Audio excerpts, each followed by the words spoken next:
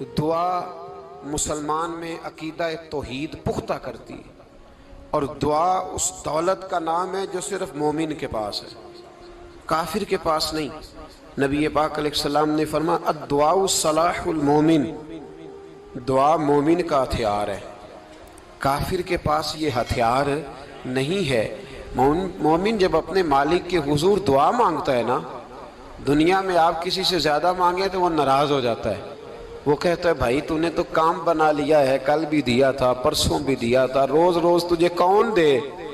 میرے نبی پاک علیہ السلام نے فرمایا جو اپنے رب سے زیادہ مانگتا ہے رب اس سے زیادہ راضی ہوتا ہے، زیادہ راضی ہوتا ہے۔ اب دعا مخصوص اوقات نہیں دعا کے، فرمایا اذا دعان، جب بھی دعا مانگو گے تمہارا رب تمہاری دعا کو، جب بھی دعا تو دعا کرتے رہنا چاہیے، ہر وقت دعا میں بندہ شامل رہے، اللہ کے ذکر میں شامل۔ یہ جو قرآن مجید نے کہا نا یا ایھا الذین آمنوا اذکروا اللہ ذکرا کثیرا، اے ایمان والو اپنے رب کا ذکر کثرت سے کرو، وسبحوہ بکرۃ واصیلا، اور صبح و شام اسی کی پاکی بیان کرو۔ تو اس سے مراد یہ نہیں ہے کہ تسبیح لے کے سارا دن مسجد میں بیٹھے رہو اور کام کوئی نہ کرو، بلکہ اس کا مطلب یہ ہے کہ روٹی شروع کرو تو اللہ کے نام سے، اختتام کرو تو اللہ کے نام، سو جاؤ تو رب کا نام لے کے، سویرے اٹھو تو اللہ کا نام لے کے، جب تمہیں کوئی چیز اچھی لگے تو ماشاءاللہ کہو، جب کوئی مصیبت آئے تو کہو انا للہ و انا الیہ راجعون۔ تو سارا دن اللہ کا ذکر جاری رہے گا۔ نبی پاک صلی اللہ علیہ وسلم نے مسلمان کو ایک دوسرے سے ملنے کا طریقہ بتایا۔ مصیبت آئے تو کیا کہنا ہے؟ صرف فوتگی پہ نہیں کہنا، اس کی وضاحت کر دو۔ کوئی بھی الذین اذا اصابتہم مصیبہ، جب بھی کوئی مصیبت آئے، اللہ کے بندے کہتے ہیں ہم اللہ کی طرف سے آئے ہیں اور اللہ کی طرف ہی ہم نے لوٹ جانا۔ تو میرے عزیز ہر وقت اللہ کا ذکر جاری رہے گا، ہر وقت زبان پہ رب کریم کا۔ دیکھیں نا نبی پاک علیہ السلام نے ہمیں ملاقات کا طریقہ بتایا۔ ایک صحابی آئے تو انہوں نے آ کے کہا السلام علیکم، نبی پاک علیہ السلام نے فرمایا رب تعالیٰ نے اسے 10 نیکیاں عطا فرمائی ہیں۔ دوسرے آئے تو انہوں نے کہا السلام علیکم ورحمۃ اللہ، تو محبوب فرمانے لگے، امام بہقی نے اس کو لکھا ہے، محبوب فرمانے لگے رب کریم نے اسے 20 نیکیاں عطا فرمائی۔ ایک اور آئے، عرض کیا السلام علیکم ورحمۃ اللہ وبرکاتہ، محبوب فرمانے لگے اللہ نے اسے 30 نیکیاں عطا فرمائی۔ اچھا اس کا مطلب کیا ہے؟ السلام علیکم، تم پر سلامتی ہو، سادہ ترجمہ یہ ہے کہ تم سلامت رہو، تم سلامت رہو، ورحمۃ اللہ وبرکاتہ، تم پر اللہ کی رحمت بھی ہو اور اس کی برکتیں بھی ہو۔ وہ کیا کہتا ہے؟ وہ کہتا ہے وعلیکم السلام، تم پر بھی سلامتی ہو، ورحمۃ اللہ وبرکاتہ، اللہ کی رحمت ہو اور اس کی۔ یہ جو مسنون دعائیں ہیں نا جو حضور نے ہمیں دعائیں سکھائیں ہر موقع پہ، ان کا کمال دیکھیے۔ اب ایک مسلمان نے آتے کہا السلام علیکم، اس کا مطلب کیا ہے؟ تم پر۔ اب وہ جھگڑا کرے گا اسے مارے گا، اس کا مال چھینے گا؟ اس نے تو آتے ہی کہا تم پر سلامتی ہو۔ تو جو سلامتی کی دعا دینے والے ہیں وہ جیب تھوڑی کاٹیں گے، وہ غبن تھوڑی کریں گے، ڈاکہ تھوڑا ڈالیں گے۔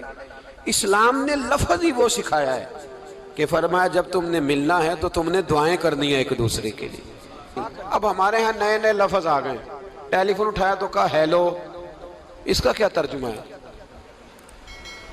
کون ہے؟ اس کا کیا ترجمہ ہے؟ جی جناب، اس کا کیا مطلب؟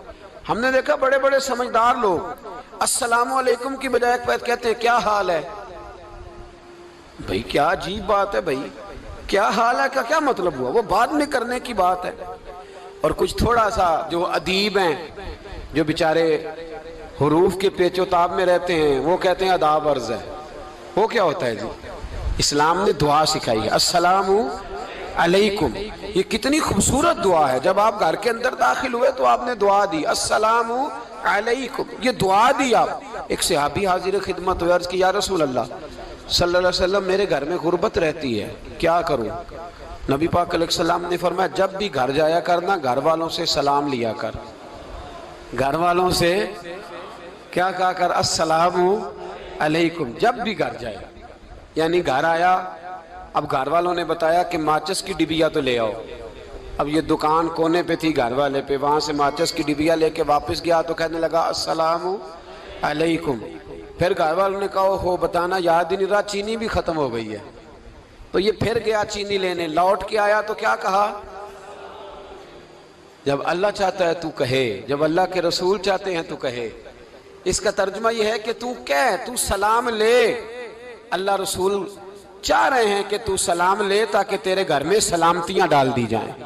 تو فرمایا سلام لینی ہے تو نے، اور ساتھ تو نے اس طرح کرنا ہے کہ 3 دفعہ سورۃ اخلاص کو پڑھنا ہے.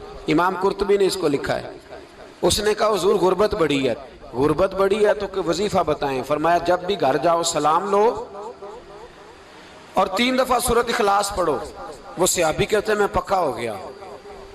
اب وہ کچھ دنوں کے بعد، کچھ عرصے کے بعد، کچھ مہینوں کے بعد واپس آئے تو صحابہ کرام علیہم رضوان فرماتے ہیں ہماری خواہش تھی کہ یہ کچھ بیان کرے، اب بتائے جو وظیفہ لے کے گیا تھا اس کا رزلٹ کیا نکلا.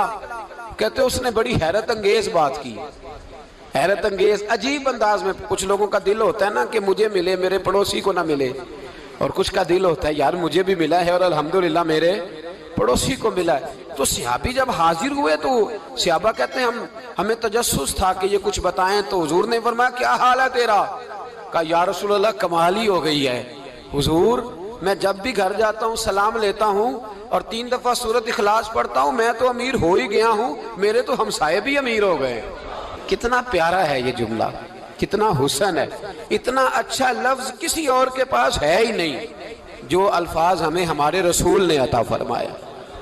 اس کو اپنائیے، اس کو اپنائیے. یہ الگ بات ہے کہ لوگ مطلب کے لیے سلوٹ کر لیتے ہیں بڑا سارا، لیکن مطلب کے لیے نہیں. جس کو جانے اس سے بھی سلام لیں، جس مسلمان کو نہیں جانتے اس سے بھی. تو نبی پاک نے ہمیں مسنون دعائیں سکھائیں. رات کو جب سونے لگیں اللہ کے رسول صلی اللہ علیہ وسلم نے ہمیں دعا سکھائی. حضور نے فرمایا جب سونے لگو تو مسلم شریف میں فرمایا تم نے یہ دعا پڑھنی، اللہم باسمک اموت و احیا. تم نے کہنا اے اللہ میں تیرے نام پر مرتا ہوں اور تیرے نام پر جیتا ہوں. نبی پاک صلی اللہ علیہ وسلم نے ایک حدیث میں فرمایا کہ یہ جو نیند ہے نا یہ موت کی چھوٹی بہن ہے، یہ موت کا ایک حصہ ہے. جس طرح انسان سو جائے تو کوئی خبر نہیں ہوتی کیا ہو رہا ہے، بالکل وہ اٹھا ہے تو اس نے کہا ہو یہ کیا ہوا. سو جاتا ہے نا آدمی، اسے خبر نہیں ہوتی. اوہو میں نے تو 11 بجے اٹھنا تھا، یہ تو 3 بج گئے. اب اسے خبر نہ رہی. سوتے ہوئے لوگ چوری کر لیتے ہیں، بلکہ اس طرح بھی ہوتا ہے کہ آدمی نے گکھڑ اترنا تھا، وہ پنڈی سے آ رہا تھا لیکن وہ سویا ہوا تھا. آنکھ تب کھلی جب کاموں کی آ گیا تھا. اب اس کا اس پر زور، تو فرمایا کیا پتا اب تو کھل گئی کاموں کی، جا کے لاہور جا کے کسی جگہ پہنچ کے. تو یہ بھی ممکن ہے کہ کھلے ہی نہ، نیند ہی موت کا سبب بن جائے. تو کہہ کے سو کہ یا اللہ تیرے نام پہ سو رہا ہوں. اللہ کس نام پہ سو رہا ہوں؟ یار اگر ہم ان دعاؤں کا حسن سمجھے، مت اللہم باسمک اموت و احیا، یا اللہ میں تیرے نام پہ سوتا ہوں اور تیرے نام پر اٹھتا ہوں. گویا کہہ رہا یا اللہ میری نیند بھی تیرے فضل سے ہی ہے، اور اگر آنکھ کھل جائے تو وہ بھی تیرے فضل سے ہی ہے. کتنا اعلیٰ نبی پاک علیہ السلام نے انداز سکھایا. اور پھر بخاری شریف میں حدیث موجود ہے، فرمایا جب اٹھو تو کہو الحمدللہ الذی احیانا احیانا بعد ما اماتنا والیہ النشور. فرمایا جب تم سو کے اٹھو تو پھر کہو اے اللہ ساری تعریفیں تیرے لیے، تمام تعریفیں جس نے ہمیں موت کے بعد حیات دی. موت کے بعد فرمایا احیانا بعد ما اماتنا، ہمیں مرنے کے بعد گویا اللہ کا شکر ادا کر کے آنکھ کھل گئی. دیکھیں کس طرح اسلام مسلمان کو اللہ کے ساتھ جوڑتا ہے. فرمایا شکر کر، آنکھ کھل گئی. کہا یا اللہ تیرا شکر ہے تو نے موت کے بعد ہمیں دوبارہ حیات عطا فرمائی، یہ شکر ادا کرو. گویا تم یہ نہ کہنا کہ میں اٹھ گیا ہوں تو میرا کمال ہے، یہ نہ سمجھنا میں اٹھ گیا ہوں تو میں بڑا پابند ہوں، جب میں ارادہ کر لوں کہ میں نے 11 بجے اٹھنا ہے تو پھر میں اٹھ جاتا ہوں. یہ نہ کہنا کہ یہ الارم بڑا اچھا ہے، یہ مجھے اٹھا لیتا ہے. ذہن کے اندر خیال کر کہ نیند تو موت کی طرح تھی، یہ جو میں اٹھ گیا ہوں تو اپنے رب کے فضل سے اٹھا ہوں. جو میں اٹھ گیا ہوں، جو ابھی اٹھے ہیں وہ تو بول دینا کم از کم کہ میں اپنے رب کے فضل سے اٹھ گیا. تو دعا سکھائی. پھر دیکھیے نبی پاک صلی اللہ علیہ وسلم نے فرمایا جب تم بیت الخلاء میں جاتے ہو نا، واش روم میں جاتے ہو، تو گندی چیزیں ہوتی ہیں وہاں، شیطان ہوتے ہیں، جنات ہوتے ہیں، یہ گندگی پہ ہوتے ہیں۔ جب تم واش روم جاؤ، بیت الخلا جائے، تب بھی دعا مانگو۔ کیا دعا مانگو؟ وہ دعا بھی نبی پاک صلی اللہ علیہ وسلم نے ہمیں تعلیم فرمائی اور بخاری میں ہے، کہا پڑھا کرو اللہم انی اعوذ بک من الخبث والخبائث۔ کہو اے اللہ ناپاک چیزوں سے میں تیری پناہ مانگتا ہوں، وہ نر ہوں یا مادہ ہوں۔ اللہ میں تیری پناہ مانگتا ہوں۔ واش روم کے اندر بہت ساری بری چیزیں ہوتی ہیں، جوان میری بات پر توجہ فرمائیں، وہاں بہت ساری گندی چیزیں ہوتی ہیں۔ انسان کئی دفعہ واش روم میں جاتا ہے، اسے وسوسے زیادہ آتے ہیں، یہ نوٹ کریں میری بات کو۔ اصل میں نا ہم بات ڈھونڈ رہے ہیں علاج اپنی بیماریوں کا، حالانکہ علاج تو سارا مدینے والے رسول کے پاس موجود ہے، محبوب کے پاس ساری دوائیاں ہیں۔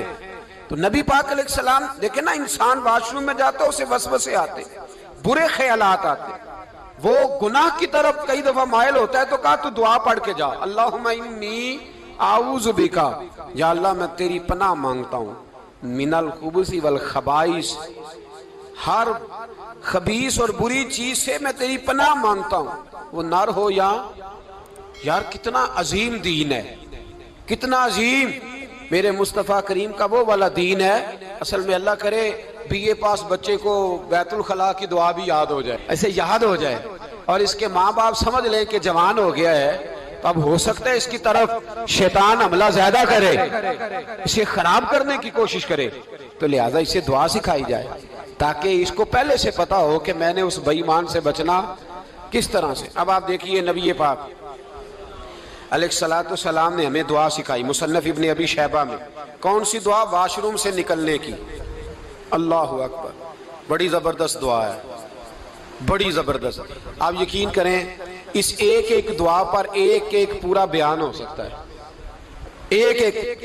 یہ اس لیے نہیں میں کہہ رہا کہ میں کوئی عالم فاضل آدمی ہوں، آپ کہیں گے کہ بتا رہے ہیں میں بڑا پڑھا لکھا ہوں، صرف یہ عرض کر رہا ہوں کہ اس کے فوائد پر، ثمرات پر جو اللہ تبارک و تعالی امت کو دیتا ہے، ان دعاؤں کی جو فضیلت حدیثوں میں آئی ہے، اور پھر جو اس کے فوائد ہے، اگر اس پر بات کروں تو ایک دعا تقاضا کرتی ہے کہ اس پر پورا ایک لیکچر ہونا چاہیے۔ دیکھیے آپ واش روم سے نکلے، دعا کیا ہے؟ دعا کے لفظ کے الحمدللہ الذی، ایک حدیث میں لفظ ہے غفرانک، غفرانک، اے اللہ میں تجھ سے بخشش چاہتا ہوں۔ اور جو مشہور اور معروف ہے مصنف ابن ابی شیبہ کی روایت، فرمایا الحمدللہ الذی اذھب عنی العذا وعافانی، فرمایا اے اللہ تیرا شکر ہے۔ واش روم سے نکلا ہے تو کہہ رہا ہے یا اللہ تیرا شکر ہے، تو نے مجھ سے اذیت دور کی، وعافانی، اور تو نے مجھے عافیت عطا کر دی، اذیت دور کر دی اور عافیت۔ بولیے واش روم سے نکلا ہے تو کیا کہتا ہے؟ یا اللہ تیرا شکر ہے، تو نے مجھ سے اذیت دور کر دی اور مجھے عافیت۔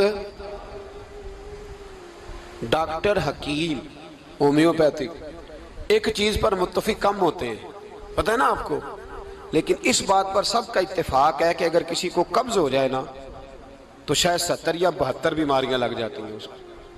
اور جب آدمی کو قبض ہوتی ہے نا، پیٹ کے اندر فضلہ جم جاتا ہے، خارج نہیں ہوتا، اس کو اعصاب کی بیماری ہوتی ہے، اس کے ذہن پر اثر ہوتا ہے اس چیز کا۔ آپ یہ مت سمجھیں کہ کھانا کھانا ہی ایک کمال ہے، اللہ نے یہ بھی نعمت بنائی ہے کہ کھانا جب خارج ہوتا ہے تو وہ بھی اللہ کا بہت بڑا احسان ہے۔ تو فرمایا تو سمجھا ہی نہیں، اگر تجھے قبض ہو جاتی، تیرے پیٹ کے اندر وہ چیز جم جاتی، تیرے لیے کتنی تکلیف کا باعث تھی۔ ان لوگوں سے پوچھئے جو اس کے بیمار ہیں، اس کے مریض ہیں، وہ کتنی تکلیف میں رہتے ہیں، سر میں درد ہوتا ہے، سر چکراتے ہیں۔ ایک بہت بڑا روڈ ایکسیڈنٹ ہوا تو ڈرائیور سے لوگوں نے پوچھا کہ مسئلہ کیا ہے، تو کہنے لگا میں قبض کا مریض ہوں، تو میں کھانا کھا لیتا ہوں تو میرے ذہن پر وہ اس قدر زیادہ گیس کا غلبہ ہوتا ہے کہ میں سخت تکلیف میں ہوں۔ نبی پاک علیہ السلام نے ہمیں سمجھایا اور بتایا کہ سمجھ لو یارو، کھانا کھانے کی نعمت تو اللہ نے تمہیں عطا فرمائی ہے، لیکن کھانا کھانے کے بعد اس کا اخراج بھی اللہ کی بہت بڑی نعمت ہے، تو اللہ کا شکر ادا کرو۔ پھر جب آپ گھر سے نکلیں گے تو بھی اس کی دعا ارشاد فرمائی، بسم اللہ توکلت علی اللہ، اللہ کے نام سے گھر سے نکلتا ہوں اور میں نے بھروسہ بھی اللہ کے نام پہ کیا۔ جب گھر سے نکلیں تو کس کے نام پہ بھروسہ کریں؟ بولیے۔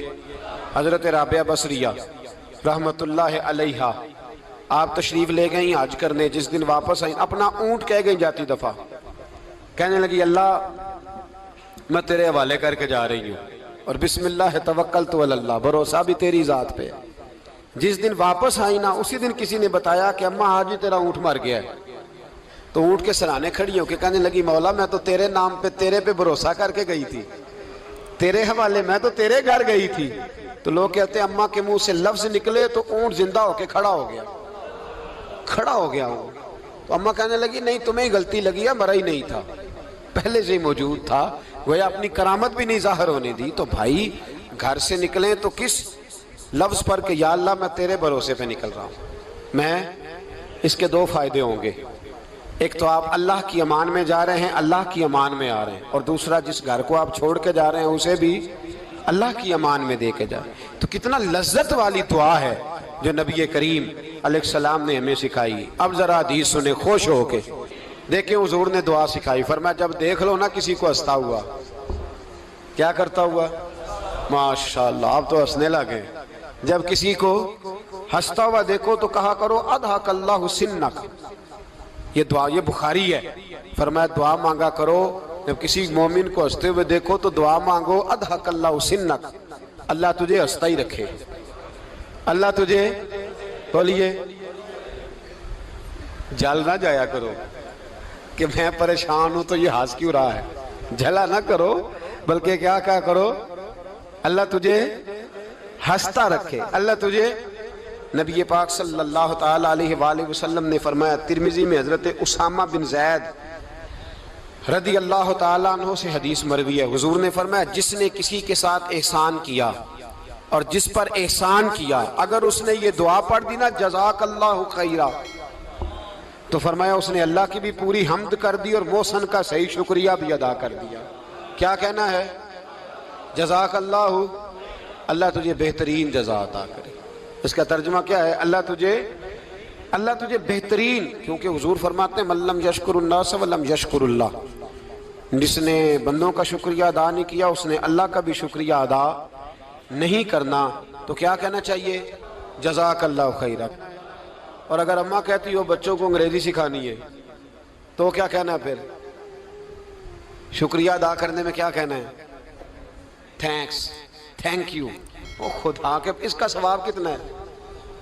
بولے انگریزی ایک زبان ہے، اس کو زبان ہی رہنے دیں۔